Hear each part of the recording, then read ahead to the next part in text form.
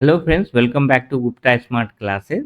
आज हम लोग साइबर लॉज का जो सीरीज है सेक्शन 65 ऑलरेडी देख लिए। अब हम लोग सेक्शन 66 देखेंगे। तो देखिए, सेक्शन 66 पूछे या 65 पूछे या 67 पूछे, तो पहले हमें ये बता देना है कि साइबर लॉज क्या होता है, क्योंकि सेक्शन 66 कभी कभी 7 मार्क्स का भी एग्जाम में आया हुआ है, तो इसको थोड़ा सा डिटेल्ड में पढ़ना है। कभी 4 मार्क्स का, कभी। तो पहले साइबर लॉ बता देना है कि जो साइबर क्रिमिनल को के लिए बना हुआ है साइबर लॉ। अगर कोई साइबर रूल्स को तोड़ता है तो उसे क्या क्या सजा हो सकती है, वही साइबर लॉ है। ठीक है, इतना तो हमें समझ में आता है। तो पहले इंफॉर्मेशन टेक्नोलॉजी एक्ट 2000 हुआ था, जिसके अंदर सेक्शंस डिवाइड किए थे कि अगर ये क्राइम करता है तो ये सजा होगी, ये क्राइम करेगा तो ये क्राइम करेगा तो ये सजा होगी। उसी को मॉडिफाइड करके 2008 किया गया। तो इतना आपको लिखना है। डिफरेंस भी लिख सकते हो, मैंने सेक्शन 65 वाले वीडियो में एक्सप्लेन कर दिया है। ठीक है, तो ऑब्वियसली इतना तो समझ में आता है कि 2000 से 2008 में गए होंगे तो रूल्स को स्ट्रिक्ट किया गया, क्योंकि 2000 में इंटरनेट उतना ज़्यादा यूज नहीं होता तो होगा, 2008 में ज़्यादा होता होगा, तो उसके अकॉर्डिंगली रूल्स को स्ट्रिक्ट किया गया। ठीक है, अब सेक्शन 65 में पहला तो लाइन ये लिख देना है कि ये कंप्यूटर रिलेटेड ऑफेंस होता है। कंप्यूटर रिलेटेड ऑफेंस मतलब सेक्शन 65 क्या था कि कंप्यूटर किसी ऑर्गेनाइजेशन के सोर्स कोड को चुरा लिया जाए, चेंज कर लिया जाए।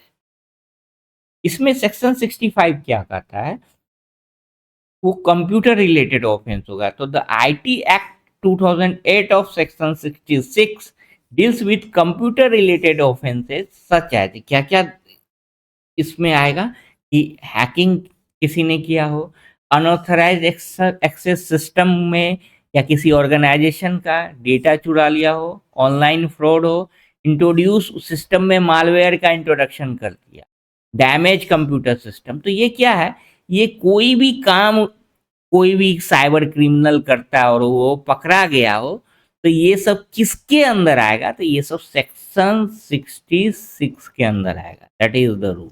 ठीक है, hacking, unauthorised access, data theft, online fraud, introduce malware, damage computer. अब अगर वो करता है तो उसकी क्या क्या सजा हो सकती है, इम्प्रिजनमेंट अप टू 3 ईयर, 3 साल तक, फाइन अप टू 5 लाख, और इम्प्रिजमेंट एंड फाइन दोनों हो सकता है। ठीक है, और बोथ हो। ठीक है, समझ में आ गया। अब सेक्शन 65 इंपॉर्टेंट इसलिए भी हो जाता है कि ये 7 मार्क्स के थे, क्योंकि इसमें बहुत सारे रूल्स ऐड कर दिए गए, मतलब उसके सब सेक्शन है।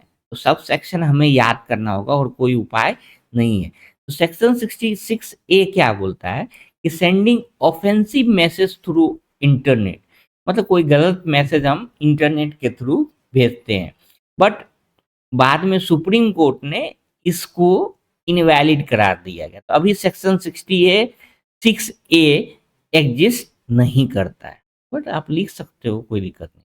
अब सेक्शन 66 बी क्या बोलता है, अब रिसीविंग स्टोलन कंप्यूटर रिसोर्सेज। यहाँ देखिए, रिसीविंग वर्ड है, इंटेंशनली।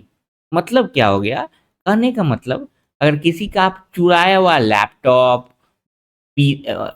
मोबाइल्स लेते हो इंटेंशनली, मतलब जानबूझ के, बाद में पता चलता है कि कोई क्राइम हुआ हो उसमें या कुछ इंपॉर्टेंट इंफॉर्मेशन गया और आप पकड़े गए, तो पनिशमेंट क्या है, अप टू 3 इयर्स का, 1 लाख का फाइन, अप टू, और बोथ, दोनों हो सकता है। तो सेक्शन 66 बी क्या बोलता है कि किसी स्टोलन कंप्यूटर रिसोर्स को आप जानबूझ के ले लेते हो कि सस्ता मिल रहा है, खरीद लेते हैं, तो वो क्या हो, वो भी एक क्राइम है। तो अब से आप अगर स्टोलन चुराया हुआ लैपटॉप, मोबाइल खरीदते हो, तो जान लीजिए वो अगर पकड़े जाते हो तो वो भी एक क्राइम है।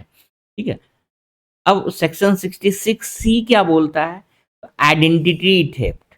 आइडेंटिटी मतलब किसी का पहचान चुरा लेना। तो पहचान चुरा लेना तो कंप्यूटर में क्या होगा, किसी का पासवर्ड चुरा लो, डिजिटल सिग्नेचर किसी का चुरा लो। तो एग्जाम्पल सिंपल हम बोल सकते हैं, यूजिंग समवन एटीएम पासवर्ड आप चुरा लिया, फिर आप यूज कर रहे हो, तो वो किसके अंदर में आएगा, सेक्शन 66 सी के अंदर। या किसी आपने इंस्टाग्राम का पासवर्ड ले लिया और फिर उसके गलत फोटोज या कुछ भी आप जीमेल का पासवर्ड ले लिया, तो ये सब सेक्शन 66 के अंदर आता है आइडेंटिटी थेफ्ट में। ये पहले 2000 में नहीं था आईटी एक्ट, ये 2008 में ऐड किया गया।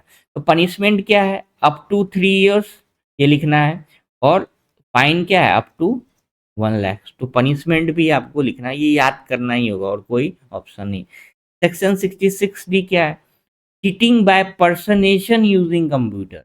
देखिए पर्सनेशन का मतलब क्या हो गया कि हम कोई दूसरा पर्सन बन के प्रिटेंड करते हैं। जैसे किसी कोई राहुल नाम का लड़का है, आप उस लड़का का गलत प्रोफाइल उसी नाम से बना लिए, ठीक है, और उसको यूज कर रहे हैं किसी और से बात करने के लिए। मतलब सब कुछ, मतलब इसका इमेज उमेज सब डाल के आपने दूसरा प्रोफाइल, इंस्टाग्राम प्रोफाइल बना लिया, और उससे किसी से बात कर रहे हैं, कोई भी कुछ कर रहे हैं, बाद में इसे पता चला तो he can go to the court and case.